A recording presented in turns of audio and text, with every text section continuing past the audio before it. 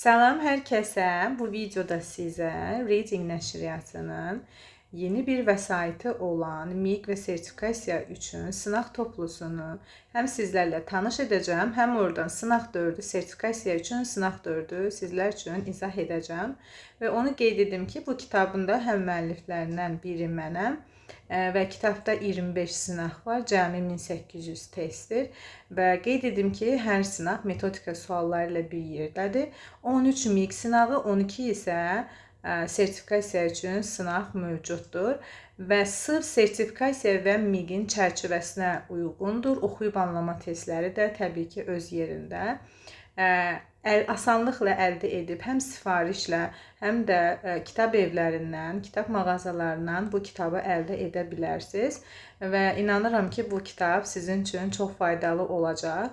Və sınağın izahına keçməmişdən əvvəl onu deyim ki, kanalımıza abunə olmağı, bəyənməyi, şərh yazmağı unutmayın. İndi isə gəlin sınaq 4-ün və qeyd edim ki, bu sınaq 4 sırf sertifikasiya üçündür və sınaq 4-ün izahına keçək. Birinci sualımızda fill in the blank with the correct phrasal verb. Boşluqları təbii ki biz phrasal verblərlə, frazoloji fellərlə tamamlamalıyıq. Baxaq, he was trying his friend after bad news. O, pis xəbərdən sonra dostunun əhval-ruhiyyəsini artırmaq istədi. Yəni, tərcümə belə olacaq. Kiminsə əhval-ruhiyyəsini artırmaq, keyfini qaldırmaq, to cheer up-dır. Bilirik ki, dərsliyimizdə olan bir phrasal verb-dir, frazoloji birləşmədir. To cheer up, kiminsə əhvalını qaldırmaqdır. Run out of, bitmək, tükənmək mənasında gedir. Give up, nəyisə atmaq, buraxmaq mənasında gedir. To pull up, to stop vehicle, yəni ki, hər hansı bir mühərriki maşını dayandırmaq mənasında gedir. Set out da yola düşmək mənasındadır. İndi isə gəlin ikinci testimizə baxaq. Unscramble these sentences to form a logical passage.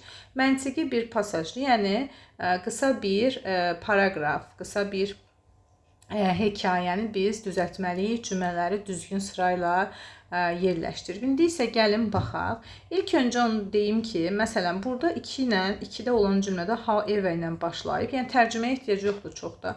However nədir? Baxmayaraq ki, ammadır. Yəni, özündən əvvəlki bir cümləyə və yaxud da ki, paraqrafa zidd olur. Və biz məntiqlə fikirləşməliyik ki, artıq bu passage however ilə başlaya bilməliyik. Yəni, 2 ilə başlaya bilməliyik. A variantını artıq biz çıxdıq. Daha sonra baxırıq ki, 4-cüdə, məsələn, 4 ilə başlayan yoxdur zaten. Sadəcə, əgər elə bir test düşsə, 4-də görürsünüz, it's ilə başlayıbsa, onun definitionları, mənaları deyəndə artıq nəyin mənaları, onun bilmirik. Ona görə passage onunla başlaya bilməz. 4 ilə elə bir variant olsa, onu da çıxacaqsınız. Daha sonra birincidə, məsələn, initially nationalism was closely linked with liberal ideas. Burada məsələn birincidə deyir ki, əvvəllər millətçilik, liberal ideyalarla sıx bağlı idi. Yəni, bizim üçün bu giriş cümlə deyil. Biz ilk öncə passage üçün giriş cümlə tapmalıyıq. Demək, bir də giriş cümlə ola bilməz. Qaldı burada B, C və D variantı. İndi 2 ilə 2-ni də çıxmışdıq. 3-ə baxaq. Among all the political ideologies of the early 19th century, nationalism is the hardest to fully understand. 19-cu əsrin əvvəllərindəki bütün siyasi ideologiyalar arasında millətçilik tam başa düşülməsi ən çətin olanıdır. Aha, demək bu bizim giriş cümləmizdir və millətçilik haqqında birinci giriş verir ki, nədən danışılacaq demək. Biz birinci başlayacaq 3-lə, ona görə də D-ni də avtomatik çıxdıq. Daha sonra nə deyir? 4-ə baxaq. Its definitions and boundaries are often unclear and vague. Deyir, onun tərifləri, yəni definitions mənası və sərhədləri tez-tez qeyri-müəyyən və dumanlı olur. Yəni, çox zaman, çox hallarda qeyri-müəyyən, dumanlı, vague o mənada gedir ki, yəni bilinməyən olur. Yəni, anlaşılması çətin olur bu mənada. Demək, 4 olacaq daha sonra. Sonra, what truly defined a nation and who was calling for it. Bir milləti əslində nə müəyyən edirdi və bunu belə deyək də, bunun üçün kimi tələb edirdi, bu mənada gedir və bunu kim tələb edirdi. Daha sonra təbii ki, gələcək 5, 3, 4, 5. Initially, nationalism was closely linked with liberal ideas. Əvvəllər millətçilik liberal ideyalarla sıx bağlı idi. Demək, oradan keçid edir ki, millətçiliklə bağlıdır. Daha sonra gələcək bir və sonda isə lakin əsr irəlilədikcə aydın oldu ki, millətçilik asanlıqla heç bir ideologiyaya tam uyğun gəlmir. Yəni rahat bir şəkildə heç bir ideologiyaya tam uyğun gəlmir. Yəni millətçilik tamam bir fərqli ideologiyadır və son cümləmiz də olacaq təbii ki 2. Budur. Burada demək 5 oldu, qarışdırdıq. Nəsə 3 4 5 1 2 olacaq. Testimizin doğru cavabı C variantı testin doğru cavabıdır. Üçüncü testə baxırıq. Sunnyberg loves exploring different countries and learning about new cultures when she travels. Baxırıq ki, cümləmiz ilk öncə təsdiq cümlədir. Təsdiq cümlə olduğuna görə naizələri, don'tları, inkarları çıxacaq. Qaldı burada 1, 3, 4. Bəli, testin doğru cavabı olacaq. 1, 3, 4 təsdiq cümlələrə cavab verərkən təsdiqlə cavab verəcək. İnkar cümlələr cavab verərkən inkarla cavab verməliyik. Və onu qeyd edək ki, mürəkkəb cümlə olsa da hər iki tərəfi present simple-dadır, indiki sadə zamandadır. Və biz bağlayıcı olan hissəyə yox, digər hissəyə əsasən götürürük. Loves da sualın inkarı do does-dan olduğuna görə cavabda da biz do does-dan istifadə etməliyik. D variantı doğru cavabdır. Dördüncü testimizə baxırıq. Dördüncü testimizdə də artıq dialoq qurma ilə başlamalıyıq. Demək, təbii ki, hi Jake, hi Mia ilə verilibsə, demək, ya 4 ilə başlamalıdır testimiz, ya da 5 ilə başlamalıdır. Hi Jake, I didn't know you liked music. Der, salam Jake, mən bilmirdim ki, sən musiqini sevirsən. Hi Mia, salam Mia, yes I love music. Bəli, musiqini sevirəm. I listen to it all the time. 4-5 gələcək. Daha sonra, do you play any musical instrument? Sən hansısa musiqi alətində ifa edirsənmi? Yes, I play the guitar. Aha, mən gitarada ifa edirəm. I've been learning for 2 years. 2 ildir ki, artıq öyrənirəm. That's cool. Nə yaxşı. Can you play any songs? Hansısa bir mahnı ifa edə bilirsən? 4 də oldu Y variantı. 4, 5, 2, 1, 3. İkinci testimizə baxırıq. Cümləni tamamlamalıyıq. She is such a beautiful view before she went to the beach last summer. Before olan hissə keçmiş zamanda olduğuna görə heç tərəddüd etmədən digər hissəni də keçmişdə verməliyik. Ona görə A, B, D, Y-ni çıxdıq. Qaldı burada, daha doğrusu Y-ni çıxdıq. Qalır D və C variantları. Hardan biləcək ki, C-dirmi yoxsa D-dirmi? Çünki before olan hissə keçmiş sadə olanda əsasən digər hissə keçmiş bitmiş olur mənasına görə. Deyir ki, mən keçən yay bu çimərliyə keçməmişdən, gəlməmişdən əvvəl heç vaxt belə bir gözəl mənzərə görməmişdim. Yəni, əvvəl görməyib, bu çimərliyə gələndən sonra görüb. Ona görə daha əvvəl baş verən zaman olduğu üçün digər tərəf past perfect-də olacaq. C variantı doğrudur. 6-cı testə baxırıq. She was thrilled to receive the award for her hard work. Thrilled təbii ki, nə mənada işlənəcək? Çox həyəcanlı mənasında gedəcək. Excited də bilirik ki, həyəcanlı deməkdir. Nervous, gərgin, disappointed, məyus, shocked, şokdur, elə şok olmuş. Tired'dəki yorğun mənasında. 7-ci testimizə baxırıq. Düzgün modal feili seçməliyik. Əslində burada if var.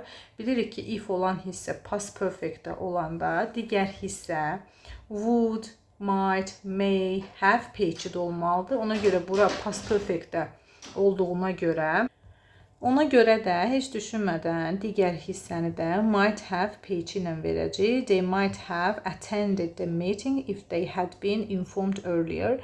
Əgər onlar daha əvvəldən məlumatlandırılsaydı, iclasda iştirak etmək ehtimalları var. Bilirik ki, may, might have page ehtimal bildirir. Hətta could have page də işlənə bilər. Onlar ehtimal bildirir. Will'in, would-un qollarıdır, belə deyək də. Would have page-nin qollarıdır. Sadəcə would have page-də dəqiqlik olur, falan şey olacaqdır. Amma burada ehtimal bildirir ki, ola bilər, olmaq ehtimalı var. Onu deyim ki, bu da 11-ci sinif dərsliyimizin bir qaydasıdır. 8-ci testə baxırıq. Choose the grammatically correct option with quantifiers. Miqdar bildirən sözlərlə düzgün option, yəni variantı seçməliyik qrammatik cəhətdən. A variantı a few information var, səhvdir. Bilirik ki, a few-dan sonra cəm isim gəlir. B-də such many apple trees, such-dan sonra many gəlməz. A few, a little da işlənməz. Such-dan sonra əsasən gələcək a lot of gəlir. Such quite razidən sonra bəzən a few görə bilərsiniz such-dan sonra bəzən. C variantı much of the book was distributed among the students. Bəli, doğru cavabdır. Bilirik ki, much'ın bir mənası da hissə bildirir və much of-dan sonra sayıla bilən tək isim gələ bilir və bu zaman much orada hissə bildirir. Yəni kitabın çox hissəsi mənasında gedir. Was distributed among the students. Bəli, C variantı doğrudur. D variantında only few yox, only a few olmalıydı. Y variantında such-dan sonra a little gələ bilər, amma nə zaman gələ bilər? Əgər a little-dan sonra sayıla bilən tək isim gəlibsə. Such-dan sonra little və yaxud da ki a little o zaman gələ bilər ki, little-ın oradakı mənası balacadır, kiçikdir. Little-ın oradakı mənası az mənasında yox, balaca, kiçik mənasında ifadə edir. Onda özündən sonra sayılan isim gəlməlidir. Amma a little-dan sonra Y variantındakı kimi milk sayılmayan isim gəlibsə, bu zaman heç vaxt saçla işlənə bilməz. Ona görə Y variantı yanlışdır. 9-cu testə baxırıq. 9-cu testdə hansı which option contains the incorrect yanlış sual cümləsi vardır? A doğrudur. Sual sözü what time, köməkçi fe'l, mübtədamız təkdə də ona görə daz verilib. Xəbərdə də s yoxdur, problem yoxdur. B də doğrudur. Yet bilirik ki, present perfectdə sual və inkar cümlədə sonda işlənir. Have you finished doğrudur. Aha, C variantı səhvdir. Çünki when-lə biz indiki bitmiş zamana sual verə bilmərik.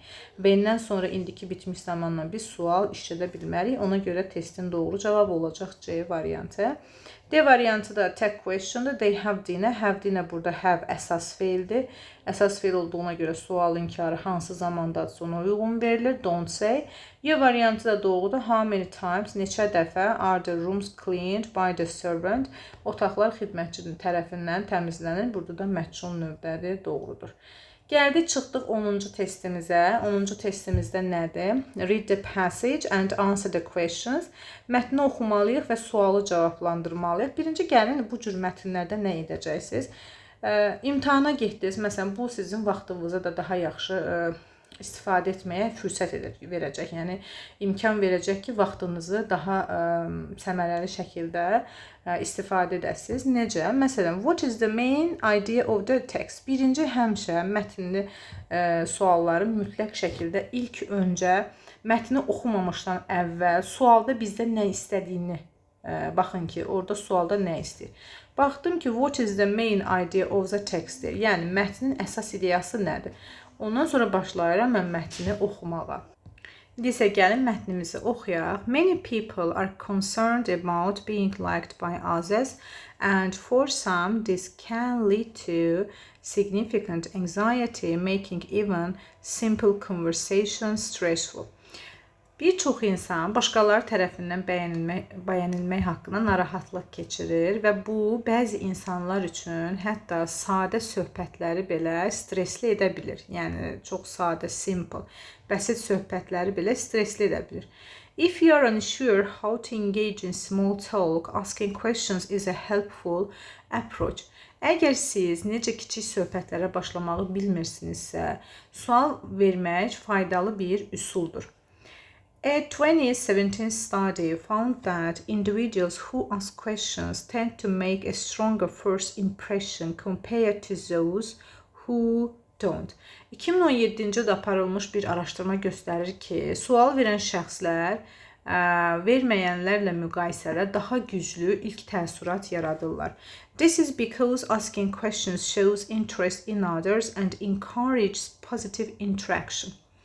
Bunun səbəbi ondan ibarətdir ki, sual vermək qarşı tərəfə maraq göstərmək və müsbət ünsiyyəti təşviq etmək deməkdir. However, simply asking questions isn't enough. Combining these with active listening and responding thoughtfully makes a person more likable. Lakin təkcə sual vermək kifayət deyil, bunu aktiv dinləmə və düşünülmüş cavablarla birləşdirmək insanı daha xoşa gələn edir. By showing genuine curiosity and attentiveness, you create an environment where others feel valued and heard, which can significantly improve your social interactions and help build stronger connections. Səmimi maraq və diqqət göstərməklə siz başqalarının dəyərli və eşidilmiş hiss etdiyi bir mühit yaradırsınız. Bu da sosial münasibətlərinizi əhəmiyyətli dərəcədə yaxşılaşdıra və daha güclü əlaqələr qurmağa kömək edə bilər. In a sense, being genuinely interested in others can make a big difference in how people perceive you. Əsas odur ki, başqalarına həqiqi maraq göstərmək, yəni gerçək maraq göstərmək, insanların sizə necə qavradığına böyük təsir göstərə bilər. İndi mətn nə haqqındadır? İndi mən sizin üçün tərcümə etdim ki, izahda sizə daha aydın olsun. Amma tərcüməyə də ehtiyac olmadan biz görərik ki, demək olar ki, hər bir cümlədə daha doğrusu üzr istəyirəm, hər bir cümlədə asking questions, yəni sual soruşulmaqdan bəhs edir. Və burada biz ümumi məna götürərik ki, mətnimiz nə haqqındadır? Sual soruşmağın insanlara yaratdığı yaxşı təəssüratlardan ibarət olduğunu göstərir. İndi variantlara baxaq. A variantında nə deyir bizə? Sual vermək və aktiv dinləmə sosial əlaqələrin yaxşılaşmasına və daha yaxşı təəssürat yaratmağa kömək edir. Bəli, A variantı ilə doğrudur. B variantında baxın, negativlik var. Deyir, people who talk a lot tend to make a better impression than those who don't. Deyir ki, çox danışan insanlar, çox danışmayan insanlardan daha yaxşı təəssürat yaradır. Çox danışan yox, sual soruşan insanlar. B-ni çıxdıq. C-də deyir ki, being anxious about social interactions is a common problem. Xeyr, narahat olma, sosial münasibətlərdə narahat olmaq çox yayılmış bir problemdir. Axı, mətnimiz o haqda deyil. D-də deyir, the best way to make friends is by talking about yourself. Dost qazanmağın ən yaxşı yolu özün haqqında danışmaqdır. Xeyr, bu da o haqda demədi ki, özün haqqında danış. Y variantında da sual soruşmaq var, amma burada only sözü var. Bilirik ki, only'dir, always'dir, nəvədir? Bunlar biraz təhlükəli sözlərdir. Sual demək, sosial vəziyyətlərdə insanı xoşa gələn edən yeganə şey sual verməkdir. Yəni, sual vermək insanı xoşa gələn edən yeganə bir şeydir. Xeyr, bu da tam uyğun deyil. Testimizin doğru cavabı oldu A variantı.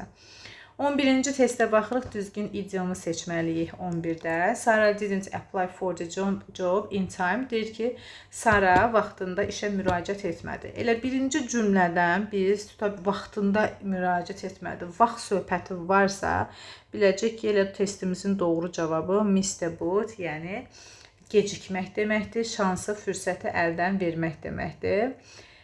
Deyir ki, Sarah vaxtında işə müraciət etmədi və o edənə qədər də artıq vaxt olmuşdur. She thought to herself və öz-özünə düşündü ki, I had missed the boat, mən artıq şansımı, fürsətimi əldən vermişəm. Yəni, qatar getdi, artıq gecdir mənasındadır. On the ball, ayıq-sayıq olmaq deməkdir. To be on the ball, to get out of hand, yəni idarəni, kontrolu əldən itirmək deməkdir. See eye to eye razılaşmaq, is it, does it-in mənasında, yəni tələsmə, səbirli ol mənasında gedir. 12-ci testdə deyir ki, bizdən hansında participle istifadə olunub, yəni fe'li sifət fərqi yoxdur. Fe'li sifət 1, 2, hansısa bir fe'li sifət olsun.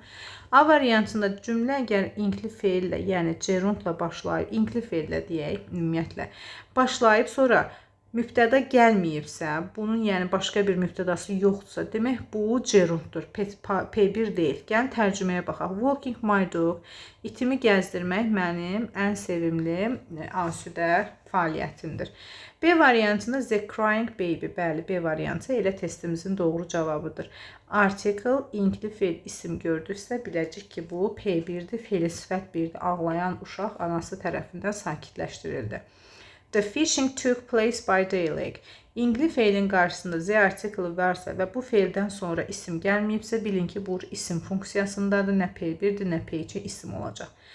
D variantına regret. Fe'ldən sonra birbaşa gerund, ing gəlibsə bu gerunddur. Y variantına rainy weather prevented the boys from sözündən sonra gəlib sayıncılı fe'l. Bu da gerund olacaq. Ona görə testimizin doğru cavabı B variantıdır. 13-cü testə baxırıq. Match the words to their correct definition. Sözləri mənalarla uyğunlaşdırmalıyıq. To stare at gözün zilləyib baxmaq deməkdir uzun müddət. To look directly at something or someone for a long time. 1-ə gedəcək C. Include daxil olmaq demək. To make something part of something else. Nəsə başqa bir şeyin hissəsi olmaq. 2B. To get along with kimlənsə münasibəti yaxşı olmaq, yəni yaxşı yola getmək mənasında gedir. C, B, A testin doğru cavabı olacaq D variantı. 14-cü testə baxırıq. 14-cü testimizdə hansı cümləni belə deyək də düzgün sifət sırası ilə tamamlamalıyıq 14-dən. Baxaq. Bilirik ki, biz sifət sırasında dossa-komp qaydasına əsasən gedəcəyik. Dossa-komp. Dossa-kompda D burada determinerdir. Determiner nə ola bilər? Hətta nossa-komp da deyirlər. N burada numeral, determinerdəki artikel ola bilər, yəri əvəzli, işarə əvəzli. O opiniondır. S birinci gələn size'dır. İkinci S shape'dir. A, age, yaşdır. Color, origin, material, purpose. İndi gəlin baxaq. To, wooden, to burada nə gedəcək? Numeral gedəcək. Wooden materialdır. Baxın, material sondan ikincidir, amma gəlib çıxıb əvvələ səhvdir. B variantında to, round, round dairəvi, bu artıq shape'dir. Shape'dirsə, shape gəlib çıxıb old, to, round, wooden. Burada yenə material gəlib əvvələ, material sonda olmalıdır. Beautiful opinion'dır, bu da lap əvvələ gəlməlidir. C variantında numeral sonra işlənib səhvdir, o opinion'ın əvvəl olmalıydı. Testimizin doğru cavabı D'dir. To numeraldır, beautiful opinion'dır, round shape'dir, old age'dir, wooden'dakı materialdır. Bəli, doğru cavab D'dir. Y variantında səhv nədir? Shape, ölçü yaşdan əvvəl olmalıdır, səhv odur. Ona görə Y-də səhv olacaq. 15-ci testimizə baxırıq. 15-ci testimizdə yenə mətindir. Yenə sualı birinci oxuruq. Why is encouraging students to ask questions important in the classroom? Nə üçün şagirdləri sinifdə sual soruşmağa təşviq etmək vacibdir? Baxaq, nə üçün vacib olduğunu soruşur.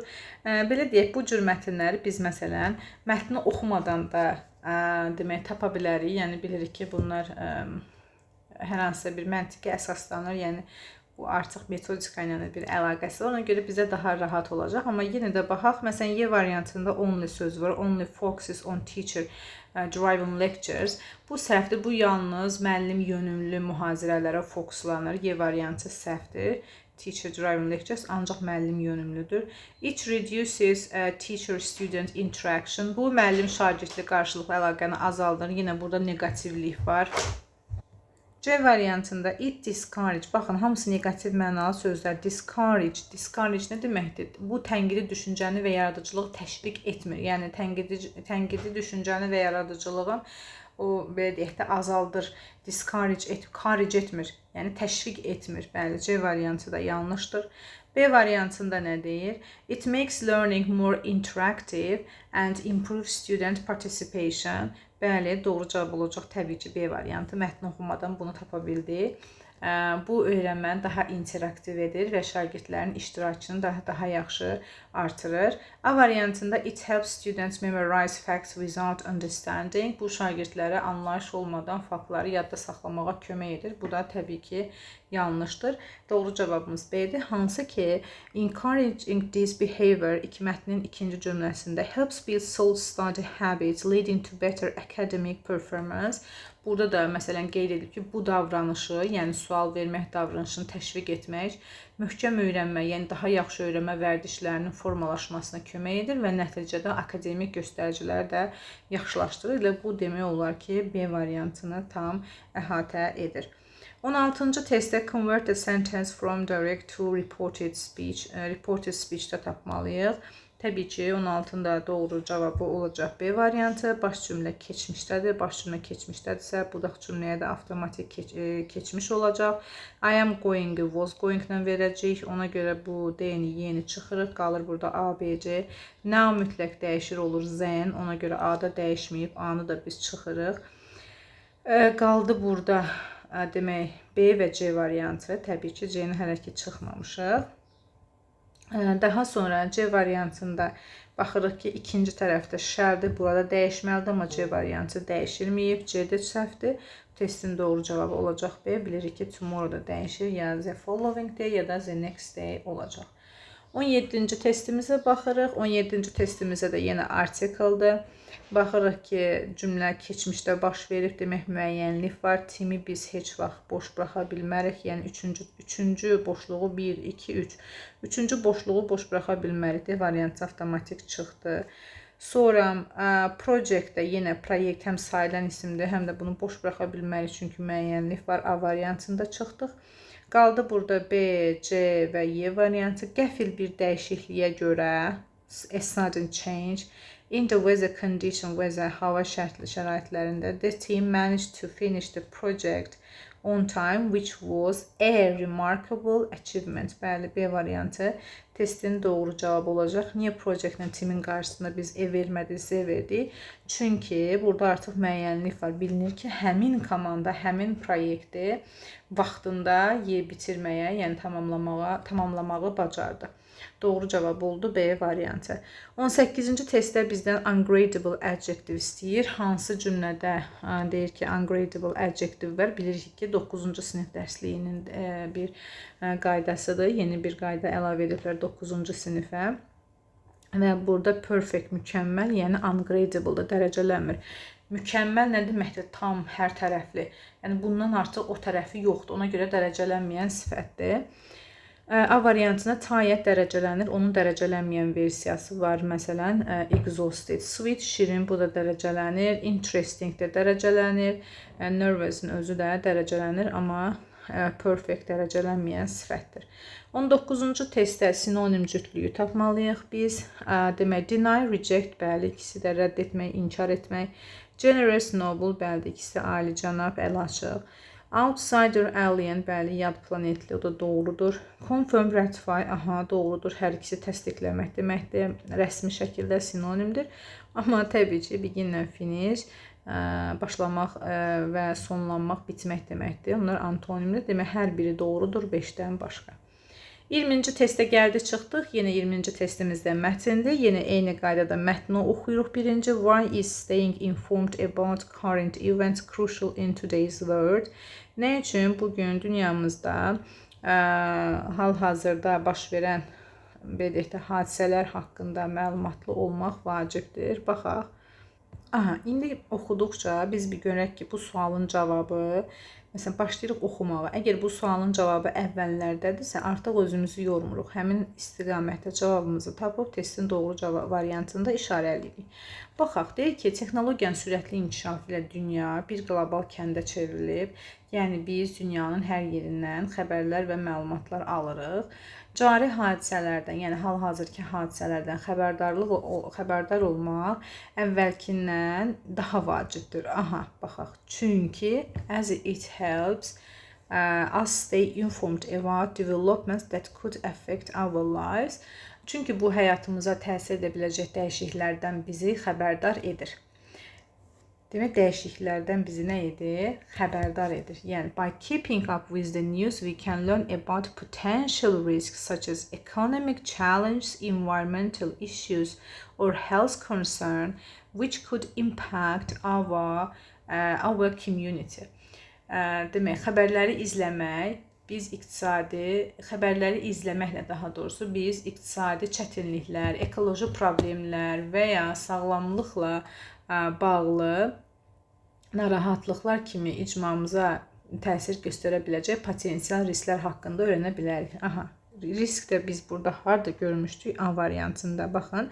To be aware of possible, yəni possible risk nə deməkdir? Potential risk, yəni potensial risklər that may impact our community. Yəni cəmiyyətimizə, icmamıza, cəmiyyətimizə təsir edə biləcək mümkün risklərdən xəbərdar olmaq üçün, bəli, A variantı doğrudur. B-də deyir ki, əyləncə məqsədi ilə texnologiyadan asılılığı azaltmaq üçün xeyir səhvdir. C-də deyir, yerli mədəni ənənələr haqqında bilik əldə etmək üçün səhvdir. D-də beynəlxalq xəbərlərdən uzaqlaşmaq və şəxsi məsələlərə fokuslanmaq üçün səhvdir. Y-də isə qlobal məsələləri görməzliyə vurmaq görməməzliyə vurmaq, bacarığımızı artırmaq üçün xeyr, bu da səhvdir. Təbii ki, A variantı doğrudur. 10-cu testə baxır, 21-ci testə baxırıq. 21-ci testdə yanlış şərtləri hər zaman doğru oxuyun. Incorrect inverted sentence, yanlış inversiya edilmiş bir cümləni tapmalıyıq. On account inkar bildirən sözdür. İnkar bildirən sözlər inversiyadan da inkar bildirən sözlər önə gəlir. Köməkçi fe'l, modal fe'l nə varsa o mübtəda xəbər, yəni sual formasında olmalıdır. B-də də həmçinin inkar bildirən söz, köməkçi fe'l, mübtəda xəbər. D-də də inkar bildirən söz, köməkçi fe'l, mübtəda xəbər.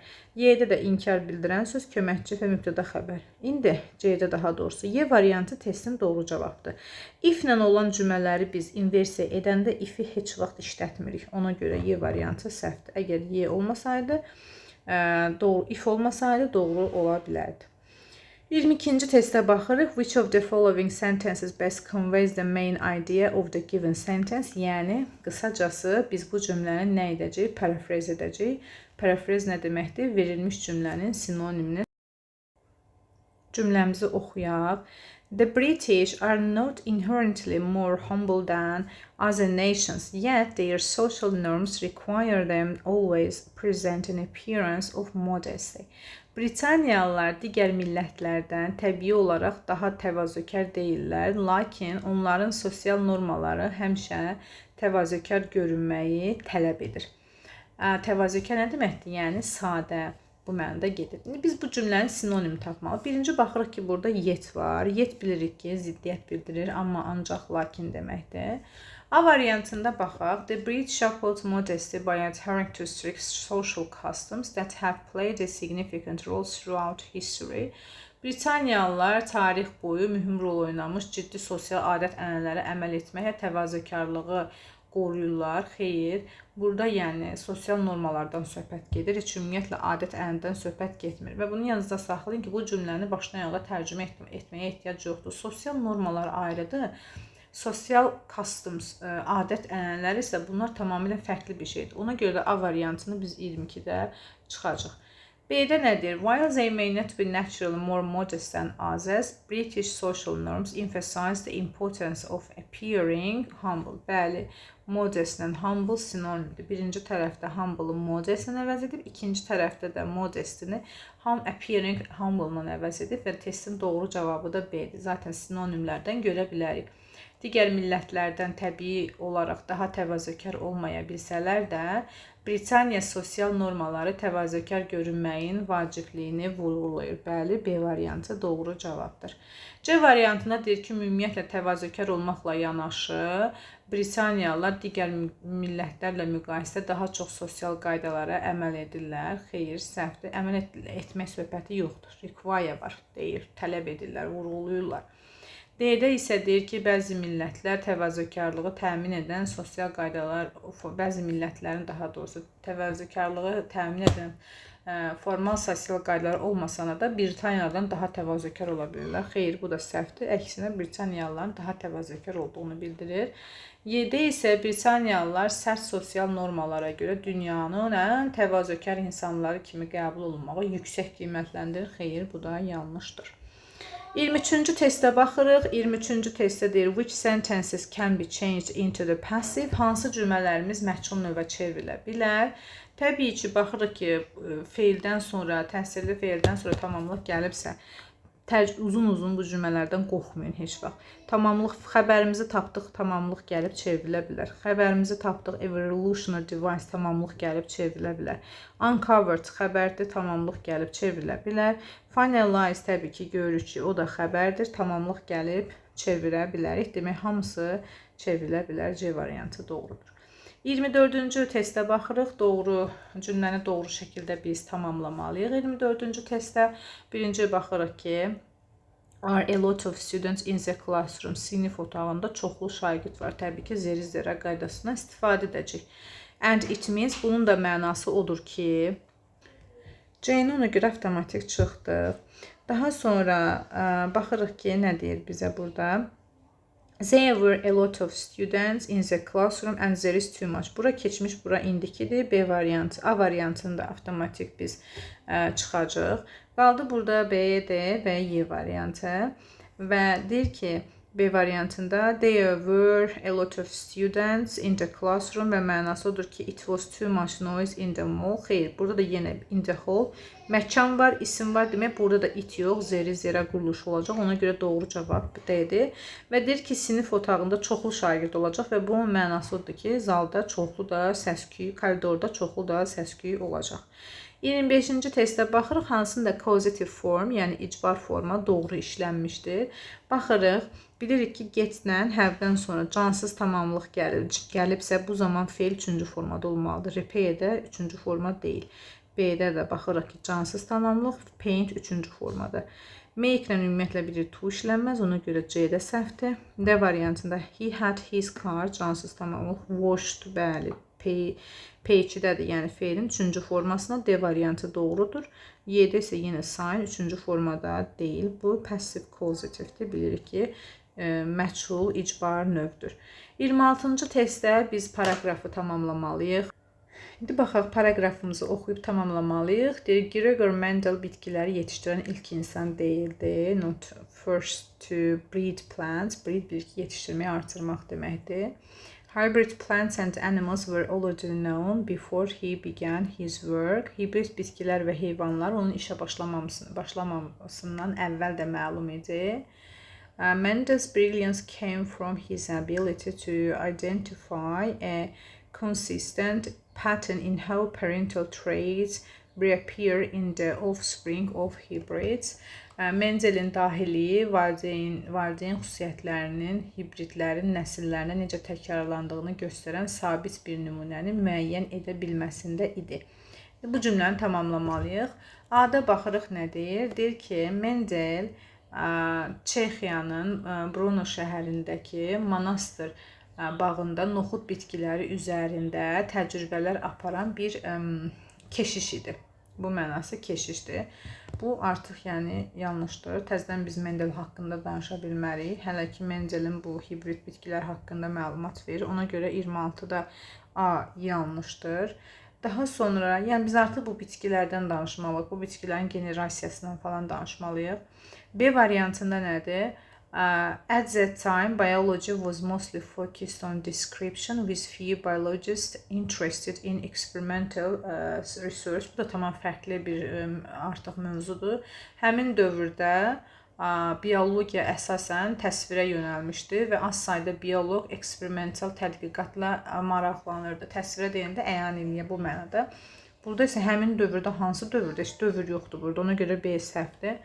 C-də nə deyir? Mendelin irsiyyət amilləri kəşfi əslində bugün gen adlandırdığımız anlayışdır və bu müasir biologiyanın əsas mövzularından biridir. Yenə burada kəşfi, irsiyyət amilləri kəşfi deyil. Bugün gen adlandırdığımız bir anlayışdır. Tam o haqda deyil. C-də çıxdıq.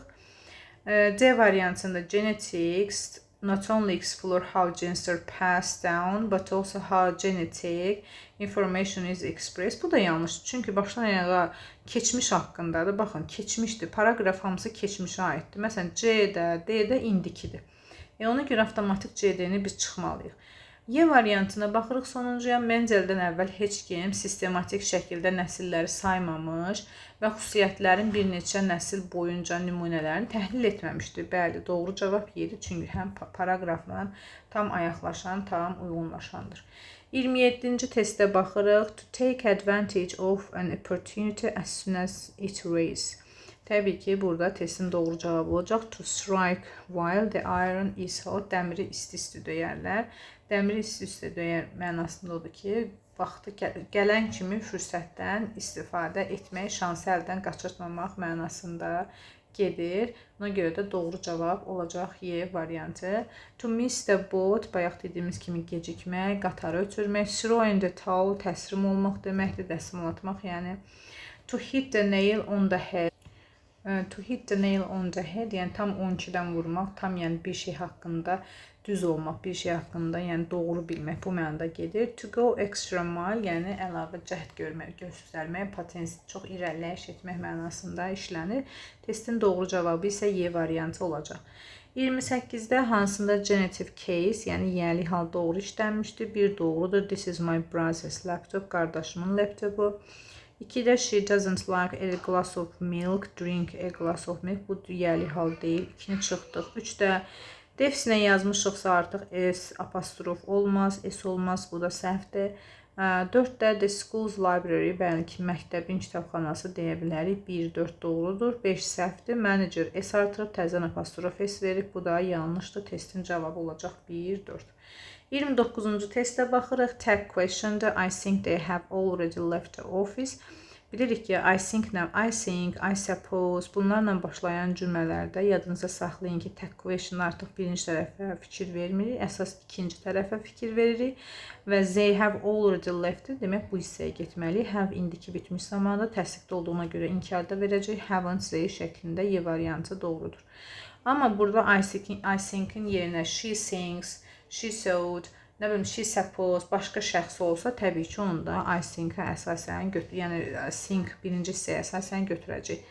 30-da altından xətt çəkilmiş sözün antonimini istəyir. Peaceful, bilirik ki, peaceful places, huzur verici yerlər, yəni sakit yerlər.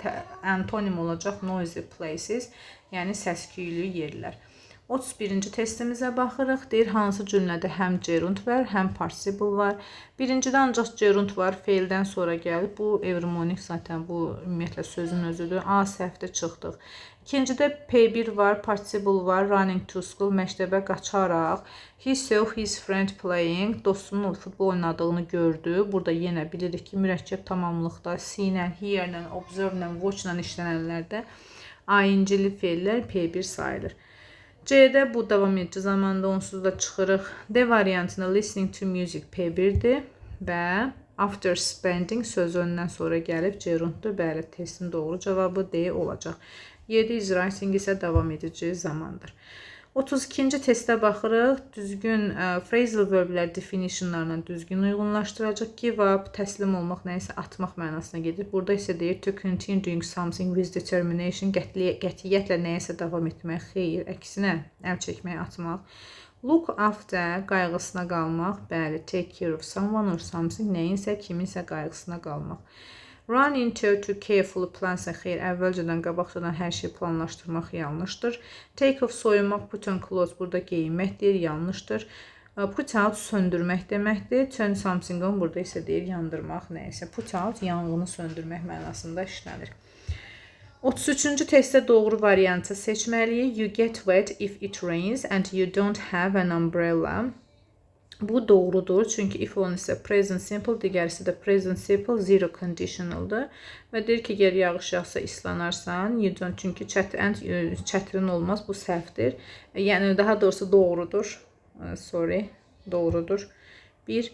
2. If you interrupt people constantly, if olan isə present simple, digər isə present simple, yenə zero conditionaldır. 3-də də if olan isə present simple, digər isə present simple, yenə zero conditionaldır.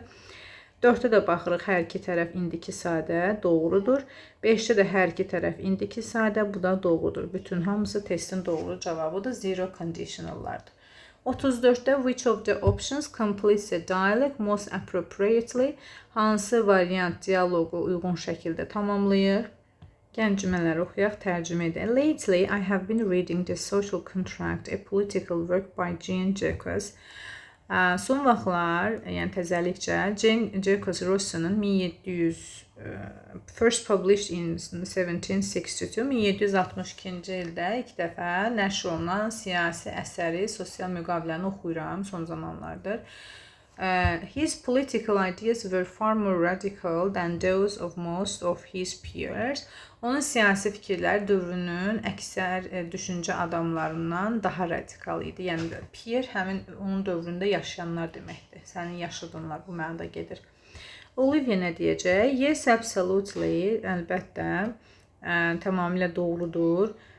In fact, he was likely one of the first thinkers of his time to advocate for popular sovereignty and democracy. Əslində o öz dövrünün ən ilk mütəfəkkirlərindən biri idi. Xalq suverenliyi və demokratiyanı müdafiə edirdi. Advocate, advokatlıq etmək, yəni müdafiə etmək. Daha sonra nəsə deyir burada. Sonra Olivia deyir ki, because of these revolutionary views, he sparked a significant controversy in 18th century France, bu inqilabı fikirlərinə görə, çünki deyir o, bu bu inqilabi fikirlərinə görə o 18-ci əsrin Fransasında böyük mübahisələr yaratdı. İndi demək nəsə deyibsə, orada Emma nəsə deyir, bu da o fikri deyir. Emma nə deyir ki? Deyir ki, Y variantında clearly he argued that true authority should stem solely from the people. Aydın görünür ki, o həqiqi hakimiyyətin yalnız xalqdan gəlməli olduğunu müdafiə edirdi. Burada deyir ki, yəni Y variantında o həqiqi hakimiyyətin yalnız xalqdan gəlməli olduğunu müdafiə edirdi. Sonra Olivia deyir ki, bu inqilabi fikrinə görə də 18-ci əsrin Fransasında böyük mübahisələr yaratdı. Bəli, bu inqilabi bir fikir idi.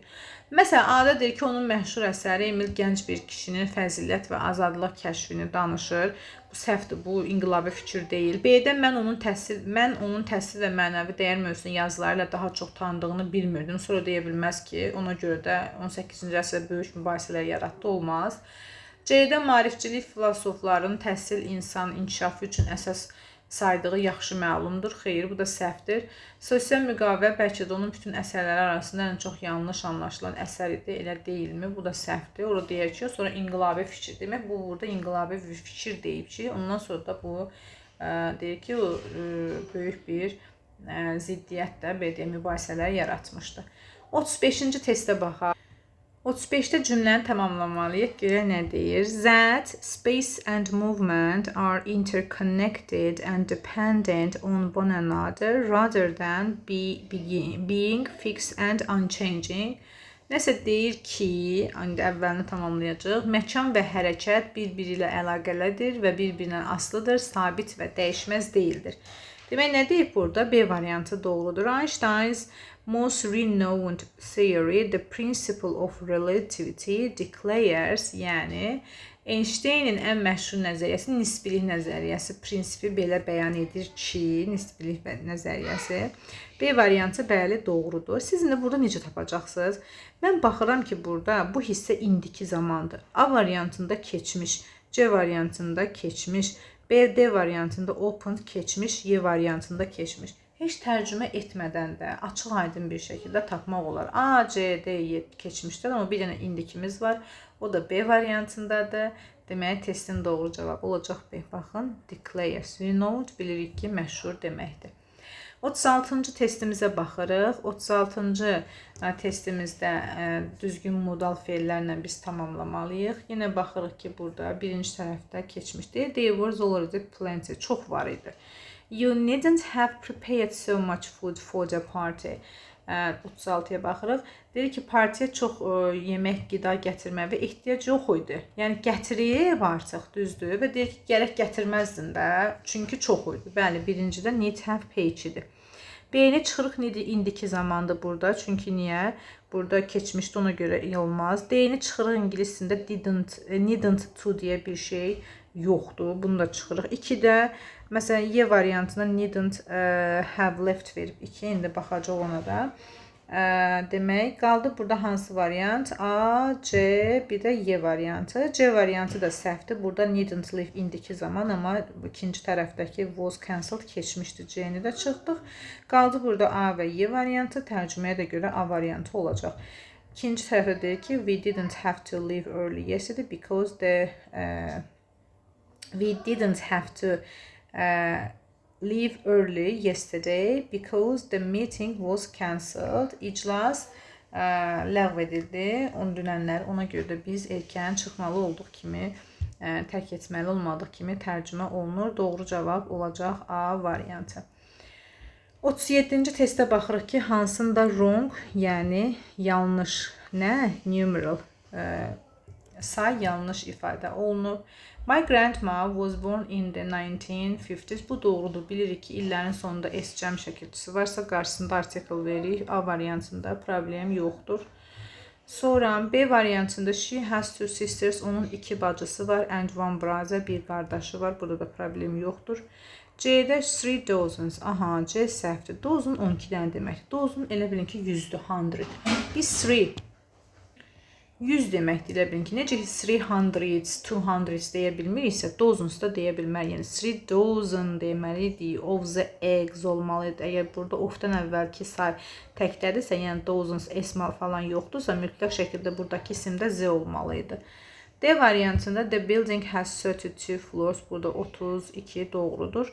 Y'də də 25 students. Bu da doğrudur. 25 şagird cəmdə işlənib. 38'de find out the correct option which the correct collocation. Doğru collocation ilə olan birləşmələri biz seçməliyik. Elə A variantıdır. Make a mistake bilirik ki, səhv etməkdir. B'də did a quick decision yox. Make a decision'dır. Qərar qəbul etmək. They took a strong advice from the teacher. Took yox. Get a strong advice. Kimdənsə məsləhət almaq.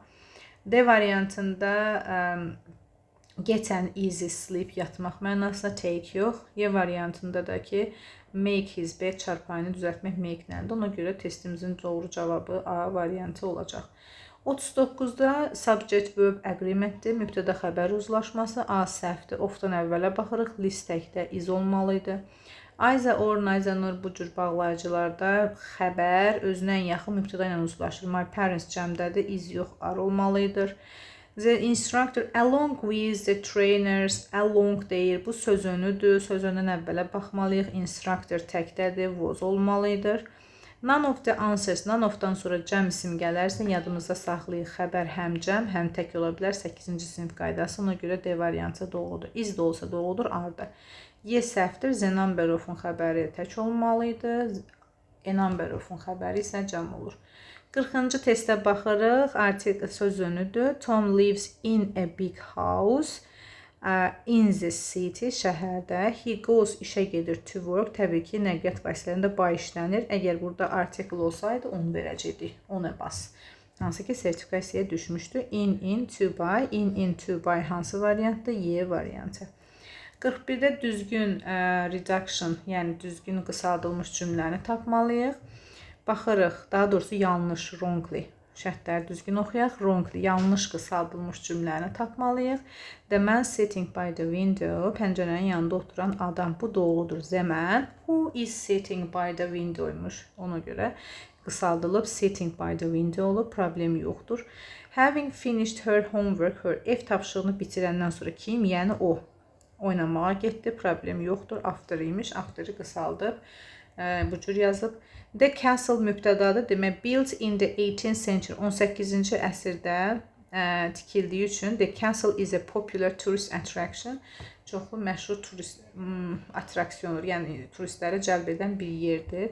Bəli, castle cümlənin mübtədasıdır və yadımıza saxlayırıq ki, o cümləni biz reduction edir ki, cümlənin mübtədası eyni olsun. Burada built-in niyə P2-də veriblər? Çünki məchul növdəymiş. The castle was built in the 18th century. Bu cürüymüş, onu qısaldıb. D variantına the students completed project. Proyekti tamamladılar, sonra handed it on time. Vaxtında verdilər. Xeyr. Proyekti tamamladıqdan sonra belə yazmalıydı. Completing the project, the students handed it on time. Tamamladıqdan sonra vaxtında təhvil verdilər. Bəli, səhv olan D-dir. Ed, bu ikisi də burada olmaz. Y doğrudur, cavabı bilmədiyi üçün sakit qaldı. Testin doğru cavabı D olacaq. 42-ci testdə adverbial clause istəyir bizdən. A variantı adverbial clause deyil. Təyin budaq cümləsidir. Attributive, adjective, relative clause 3 adı var. Ona görə A-nı çıxdıq. Because, bəli, adverbial clause of reason, səbəb budaq cümləsidir. B variantı doğrudur.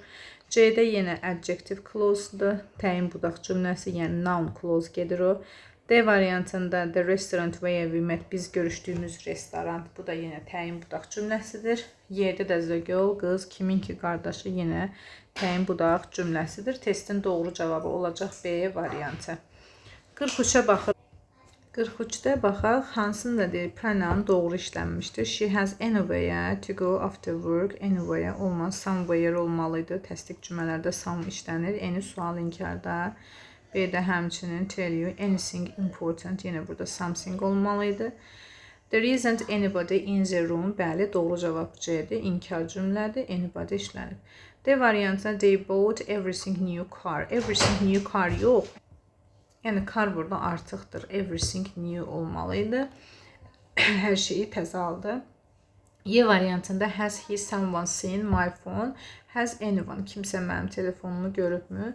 Sual cümləsi deyə olmaz. C variantı doğru olacaq. 44-də düzgün sinonim cütlüyünü tapmalıyıq. Dedicate, devote, elə doğru cavabımız A-dır. Həsr etmək, Məsəl üçün, I dedicate my time to my job. Bütün vaxtımı işimə həsr etmişəm. Yəni həsr etmək, fəda etmək mənasında gedir, sinonimdir. Foster artırmaq, inkişaf elətdirmək, decrease isə azaltmaq, figure out anlamaq, forget unutmaq, tough çətin, ağır, easy asan, suggest təklif etmək, pretend isə yəni özünü tülkülüyə vurmaq mənasına gedir. Yəni özünü elə aparır ki, sanki işindən xəbəri yoxdur. Buna biz pretend deyirik ingilis dilində. 45-ə baxırıq, doğru variantı seçməliyik. The match was postponed. Deyir ki, oyun təxirə salındı. The disagreement between teams. Komandalar arasındakı narazılığa görə, due to nədir? Görə. Oyun təxirə salındı. In case of halında, despite baxmayaraq, in addition to əlavə olaraq, whereas isə amma deməkdir. 46-cı testdə deyir hansında relative pronoun var. I don't know why he was late. Xeyr, bu object clause. Relative pronoun-da təbii ki, ancaq işlənəcək adjective clause-da. Yəni təyin budaq cümləsi. O da hansı ki, B variantıdır. The teacher who helped me. Mənə kömək edən müəllim mənasında. C-də because bağlayıcıdır. Reason səbəb bildirəndir. D variantında so, that, məqsəd budaq cümləsidir. Bu purpose-dir, məqsəd ifadə edir. 7-dəki when I get home, evə gələndə sənə zəng edəcəm. Bu isə zaman budaq cümləsidir. Qaldı son 4 testimiz. 3 testimiz sırf mətindir. Baxaq. 47, 48, 49 bilirsiniz ki, imtahanda 3 dənə long textlər düşür, uzun mətnlər düşür və bu eyni mətn olur, 3 sual eyni mətn üzərində qurulur. Baxaq, birbaşa tərcümə edək. Avro 1999-cu ilin yanvarında tətbiq edildikdə Almaniya tez-tez Avropanın xəstə adamı adlandırılırdı. Çünki onun iqtisadiyyatı Avrozona sərhədlərində sürətlə inkişaf edən ölkələrlə müqayisədə zəif idi. Avrozona, yəni Avropanın əhatəsində yerləşən, ərazisində yerləşən. Yəni əsas birinci sualımızda biz görürük ki, Germans impact, Almaniyanın təsiri. Biz bu cümləni tamamlamalıyıq. Daha sonra 10 ildən çox vaxt keçdikdən sonra vəziyyət tamamilə dəyişdi. 2012-ci ildə İspaniya, Yunanistan və İrlandiya kimi ölkələr hələ də iqtisadi çətinliklərlə üzləşdiyi halda Almaniya Avrozonada dominant gücə çevrildi. Bu təsir 3 sahədə görünəcək. Güclü iqtisadiyyat, maliyyə intizamına önəm verilməsi və Avropa Mərkəzi Bankının qərarlarının formalaşdırılmasında artan rol oldu. Yəni bu nədir?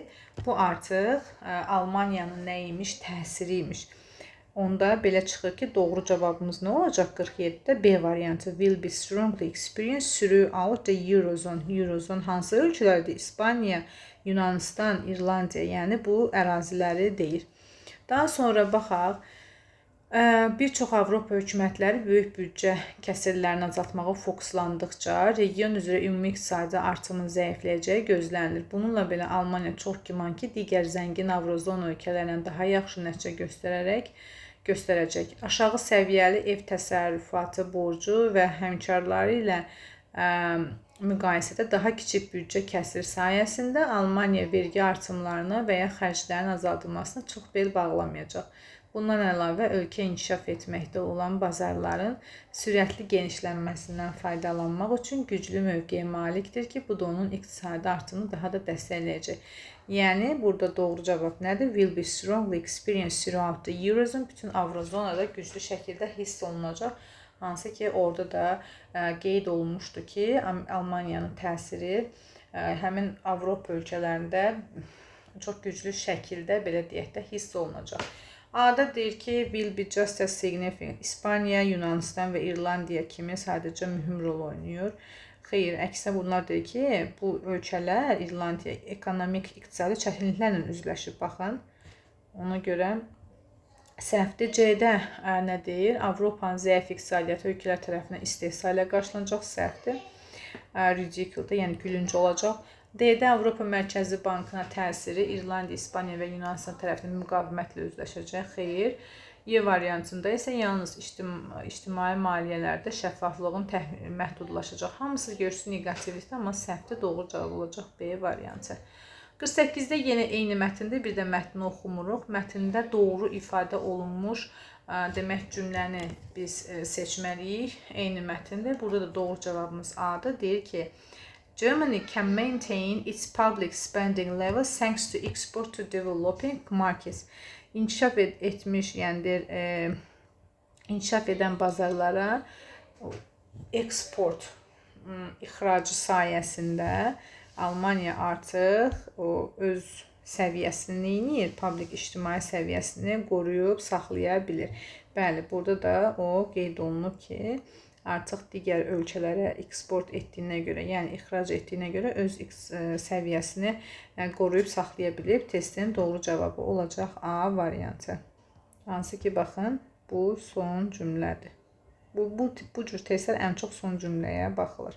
49-cu testdə isə mətnin əsas ideyası nədən ibarətdir? Təbii ki, 49-da mətnin əsas ideyası olacaq Y variantı. Germany's economic comeback in Eurozone, Almaniyanın Avropa zonasında, yəni ekonomik iqtisadi cəhətdən geri qayıdışı. Bəli, Y variantı doğru. A-da deyir ki, 21-ci əsrdəki çətinlikləri xeyr, yox deyil. B-də deyir ki, Avronun və Avropa Birliyinin yıxılması, yəni məhv olması səhvdir. C-də isə deyir ki, necə Almaniya turist ərazisi oldu, səhvdir. Y-də isə Almaniyadakı və İspaniyadakı iqtisadi krizlər deyir, bu da yanlışdır. Və sonuncu 50-ci testə baxırıq. Doğru artikl işlənmiş frazanı seçməliyik. 50-ci testimizdə də diqqətli işlə olmaq ki, yəni artikl hansına doğru işlən və yaxud da ki, artiklın işlənmə yerinə biz baxmalıyıq. Birinci səhvdir, keep promise deyir, keep a promise-dir. 2 doğrudur, miss a chance, şansı əldən buraxmaq. Tells a lie yox, tell a lie-dır, 3 səhvdir. Tells a truth, bəli, 3 dənə t yadımızda saxlayırıq, 4 də doğrudur. Take a place deyil bir şey yox, take place baş verməkdir, 5 səhvdir. Take a seat var, bəli, 2, 4, 6, take a seat isə yerinə əyləşməkdir. Doğru cavabımız olacaq A variantı. Belə, əziz müəllimlər, ümid edirəm ki, bu test izahı ilə sizə çox yararlı olacam. Həmçinin bu kitabı əgər əldə etmişsinizsə, inanın ki, çox şanslısınız. İmtahan qabağı həm MİQ, həm də ki, sertifikasiya üçün çox yararlı bir vəsaitdir. Əldə edə bilərsiniz. Əlaqə nömrəsindən də əlaqə yaradıb kitabı həm sifarişlə, həm də kitab evlərindən əldə edə bilərsiniz. 055 217 87 38 nömrəsi də əlaqə saxlaya bilərsiniz. Mənimlə də əlaqə saxlaya bilərsiniz. Mən də Cəvahir müəlliməyəm. 070 846 81 91. Bu hər iki nömrə ilə əlaqə saxlayıb kitabı əldə edə bilərsiniz. Belə, yenidən kanala abunə olmağı, bəyənməyi, şərh yazmağı unutmayın. Hələlik.